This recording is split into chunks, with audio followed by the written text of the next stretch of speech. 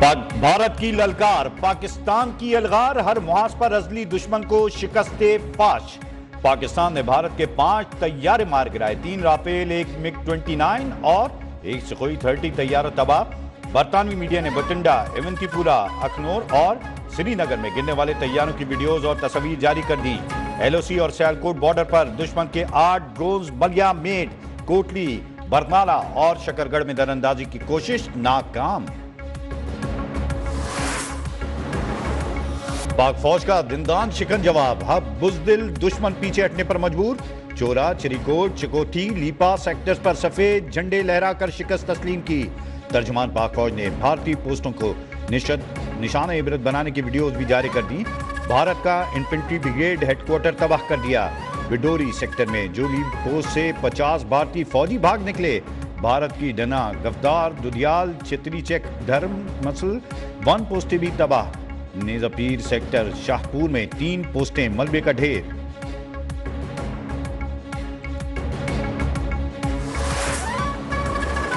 بھارت کے بزدلانہ حملوں میں بچوں اور خواتین سمیت 26 نہتے پاکستانی شہید، 46 زخمی۔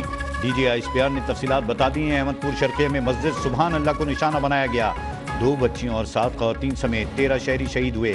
مظفر آباد کے قریب مسجد بلال پر حملے میں 3 شہریوں کی شہادت۔ کوٹلی میں مسجد عباس پر درندگی میں 2 بچے شہید۔ شہداء میں لیفٹیننٹ کرنل ظہیر کا 7 سالہ بیٹا ارتضیٰ بھی شامل۔ مرید کے کی مسجد پر حملے میں شہید، 3 افراد کی نماز جنازہ ادا کر دی گئی۔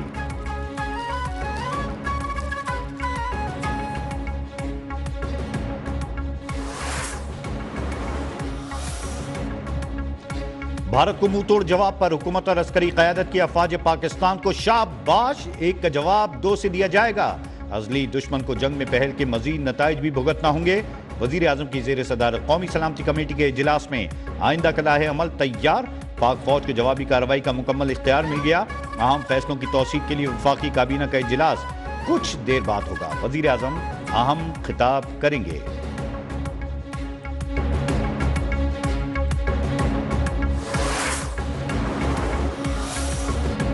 پاکستان اور چین کے تمام متعلقہ شعبوں میں قریبی رابطہ کاری اور مواصلات کو برقرار رکھنے پر اتفاق۔ نائب وزیر اعظم اسحاق ڈار سے چینی سفیر جانگ جی ڈونگ کی ملاقات۔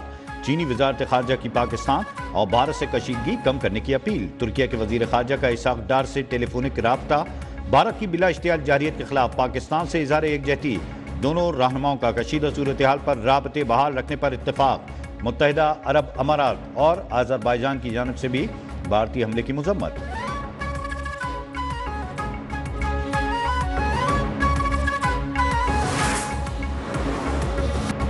سفارتی محاذ پر بھی بھارت کے لیے ذلت اور رسوائی۔ امریکی صدر ڈونلڈ ٹرمپ نے بھارتی حملوں کو شرمناک قرار دے دیا۔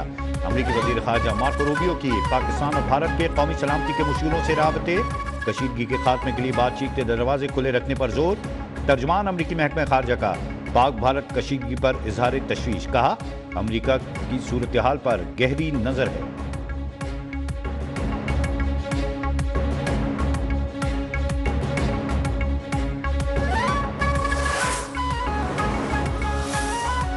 اقوام متحدہ کے سیکرٹری جنرل انتونیو گوتریس کا بھارتی کارروائیوں پر اظہار تشویش، دونوں ممالک سے ضبط تحمل کی اپیل، کہا فریقین ایسے فوجی تصادم سے گریز کریں جو قابو سے باہر ہو جائے۔ پاکستان نے بھارتی فوج کے بزدلانہ حملے سے متعلق سلامتی کونسل کو آگاہ کر دیا۔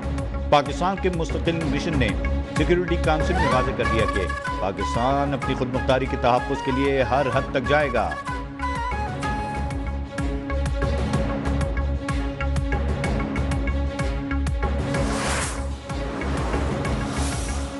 بھارتی جارحیت پر بھارتی ناظم امور کی دفتر خارجہ طلبی، بلا اشتعال فضائی حملوں پر بھرپور احتجاج۔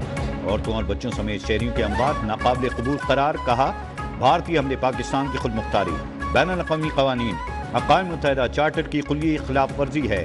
بھارت کو خبردار کیا گیا ہے کہ اس طرح کا غیر ذمہ دارانہ رویہ علاقائی امن اور سلامتی کے لیے بڑا خطرہ ہے۔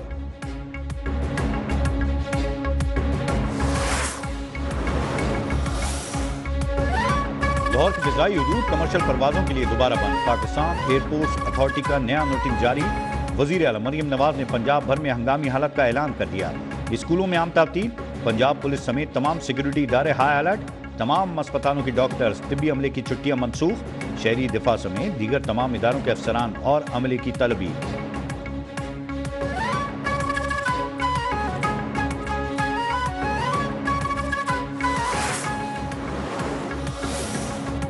ہمارے لیے سب سے پہلے پاکستان ہے، وزیر اعلیٰ خیبر پختونخوا علی امین گنڈاپور کا صوبائی کابینہ سے خطاب۔ بھارت کی طرف سے شہری آبادی کو نشانہ بنانا انتہائی بزدلانہ اقدام قرار، کہا وطن کی مٹی کے دفاع کے لیے ہماری جانیں حاضر ہیں۔ ہمارا ایمان ہے کہ غزوہ ہند ہوگا اور اس میں فتح مسلمانوں کی ہوگی۔ اگر ہم غزوہ ہند کا حصہ بنے تو ہماری خوش قسمتی ہوگی۔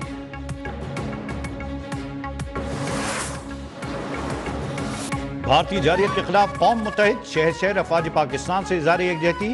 ضلع کوہاٹ میں ریلی، دشمن کو منہ توڑ جواب دینے پر افواج پاکستان سے والہانہ اظہار محبت۔ عمر کوٹ اور نو کوٹ میں بھی بھارت کے بزدلانہ حملے کے خلاف شہری سڑکوں پر نکل آئے۔ ٹنڈو محمد خان سمیت دیگر شہروں میں بھی بھارت مخالف مظاہرے۔ پوری قوم فوج کے شانہ بشانہ بھارت سے لڑنے کے لیے تیار۔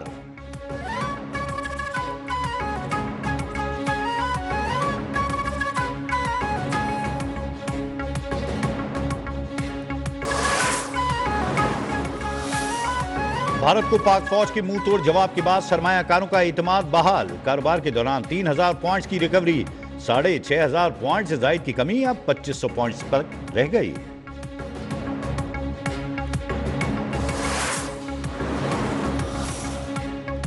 فوجی عدالتوں میں سویلینز کا ٹرائل کرنے کی اجازت۔ سپریم کورٹ نے ٹرائل سے متعلق کیس کا فیصلہ سنا دیا۔ جسٹس امین الدین کی سربراہی میں 7 رکنی بینچ نے 5-2 کی اکثریت سے مختصر فیصلہ سنایا۔ فوجی عدالتوں کو غیر آئینی قرار دینے کا فیصلہ کالعدم قرار۔